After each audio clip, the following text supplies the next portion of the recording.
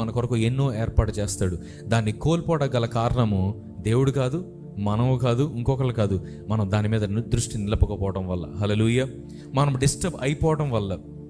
ఈ రోజున దేవుని మనం ప్రశ్నిస్తూ ఉంటాం, ప్రభా ఎందుకైనా నా జీవితంలో ఆలస్యమైంది, ఎందుకైనా నా జీవితంలో ఈ కార్యం జరిగింది, ఎందుకైనా నా జీవితంలో ఈ పని చేసావు.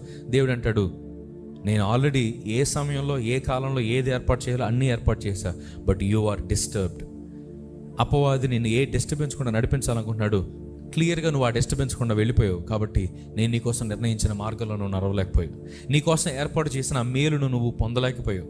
ఈ రోజున అన్ని కాలాల్లో కంటే we are in the most disturbed generation ever. We are in the most distraction ever. ఒకప్పుడు ఉదయం లేచిన దగ్గర నుంచి రాత్రి పడుకునేంత వరకు ఏం చేయాలో అందరికీ అన్ని ప్లానింగ్లు ఉండేవి. కానీ ఈ రోజున ఎవరికైనా కాల్ చేద్దామని ఫోన్ తీసి అరగంట ఫోన్ స్క్రోల్ చేసి వారికి కాల్ చేయడం మర్చిపోయిన సందర్భాలు ఎన్నో ఉన్నాయి మన జీవితంలో. ఎంత డిస్టర్బ్ అయిపోతున్నాం ఆలోచించండి. అపవాది ఎంత డిస్ట్రాక్ట్ చేస్తున్నాడో ఆలోచించండి.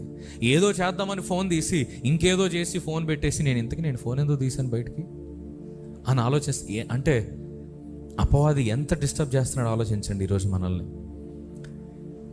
We are on the most communication the better స్టేజ్లో ఉన్న స్థితిలో ఉన్నాం మనము.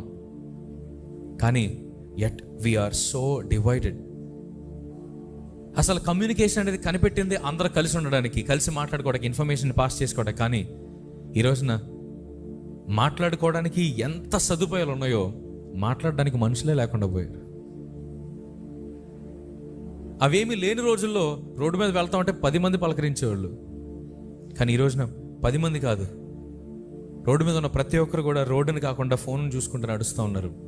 ఎంత